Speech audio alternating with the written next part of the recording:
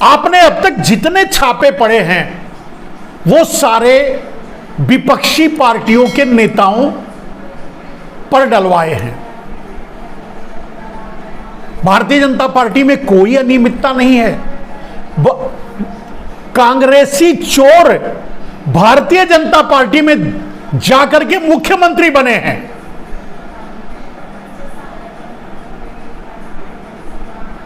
और उनके सारे पाप धुल गए हैं। पक्षपात, अन्याय, अन्यायपूर्ण निर्णय, सारी हदें पार कर रहे हैं।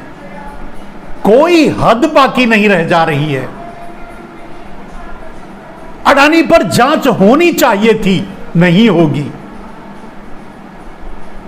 और होगी भी तो क्या, अभी सुप्रीम कोर्ट में बात चली है, कुछ होना नहीं है, वहां से भी वो क्लीन चिट मिल जाएगा।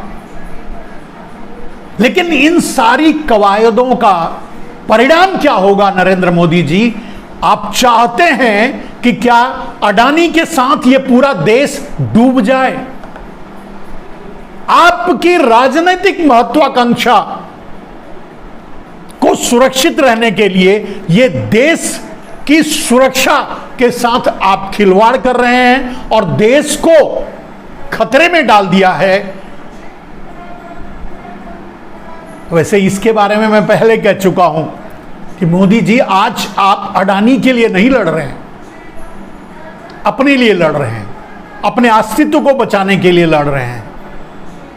आपको पता है कि अडानी क्या है।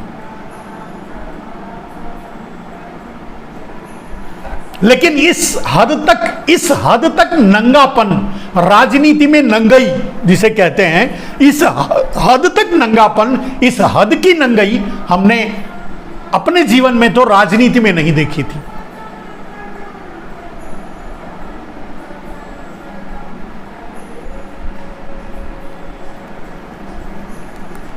कोई ना कोई अंत तो होता है, कोई ना कोई अंत तो होगा।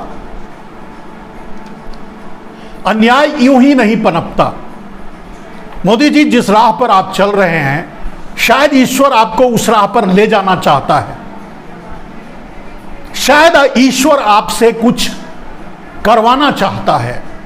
शायद ईश्वर की यही मर्जी है कि आप अन्याय की सारी हदें पार कर दें, इंतहा कर दें, उसके बाद वो अपना न्याय दे।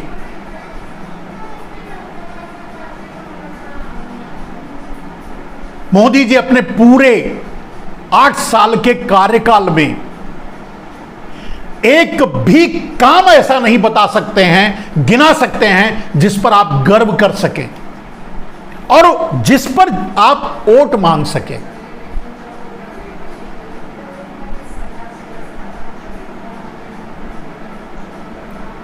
आप चाहें या ना चाहें, हम पहले से भी कहते रहे हैं कि आप चाहें या ना चाहें, आपको हिंदू और मुसलमानों के दंगे करवाने पड़ेंगे।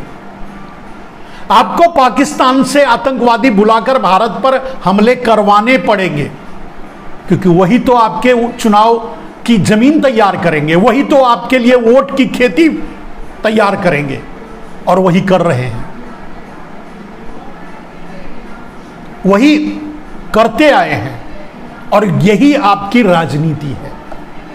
इससे हटकर आप राजनीति के बारे में सोच नहीं सकते।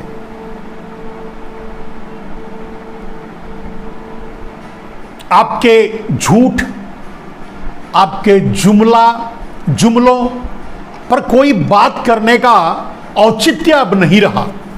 आपसे अगर यह कहा जाए कि मोदी जी, आप काले धन को राष्ट्रीय संपत्ति घोषित करके 15-20 लाख यूं ही मिल जाने की बात आम आदमी से किए थे, उसका क्या हुआ? कोई जवाब नहीं होगा। वो बोले तो जरूर थे, बाद में आपने कह भी दिया कि जुमला था, लेकिन ये पूरा किया जा सकता था, आपने नहीं किया, आपको करना नहीं था, क्योंकि उन्हीं पैसों को काले धन को ही अंडरग्राउंड करके आज आप टैक्स हेवन के देश या डबल टैक्सेशन ट्रीटी वाले देशों से जो विनोद अडानी फर्जी कंपनियां चला रहा है, सेल्स कंपनियां चला रहा है, वो आपका ही है। वो सारे पैसे जो अंडरग्राउंड तरीके से अडानी के कंपनियों में लाए जा रहे थे, वो सब आपका ही है। मैं पहले भी कह चुका हूं कि जो काला धन विदेशों में था, उसमें जो बंटवारे में जो आपको मिला हिस्सेदारी, उसे अंडरग्राउंड करके आप मॉरिशस रूट से ला रहे हैं अडानी जैसे लोगों को देने के लिए।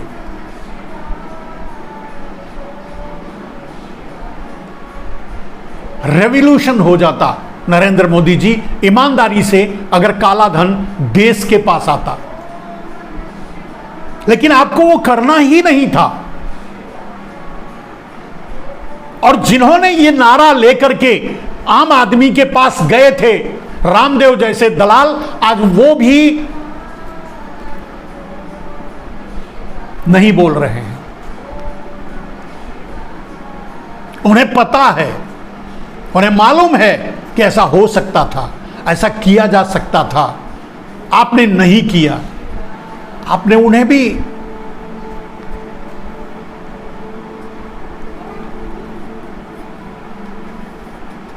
आपने किसानों की आय दोगुनी करने की बात की थी, किसानों की जमीन छीनने में ही लग गए जिस दिन से प्रधानमंत्री बने। पहले 3 बार ऑर्डिनेंस के जरिए भूमि अधिग्रहण बिल लाकर, और जब बात नहीं बनी, जब विपक्ष के विरोध के कारण आप सफल नहीं हुए, तो 3 किसान बिल लाकर। बात आपने क्या की थी? किसानों की आय दोगुनी करने की। काम आपने क्या किया? किसानों की जमीन छीनने की। जड़ ही खत्म कर दो, न रहेगा किसान और न मांगेगा दोगुना दाम। अडानी ही खेती करेगा, तो फिर पूछेगा कौन कि दाम क्या बिक रहा है? आम आदमी मजबूरन 500 रुपए किलो चावल या 500 रुपए किलो आटा खरीदेगा। यही आपकी योजना थी। कहा क्या, किया क्या? है कोई सवाल मीडिया से? नहीं, मीडिया आपकी है, वो नहीं सवाल करेगी। ब्यूरोक्रेसी बोल नहीं सकती। संसद में सब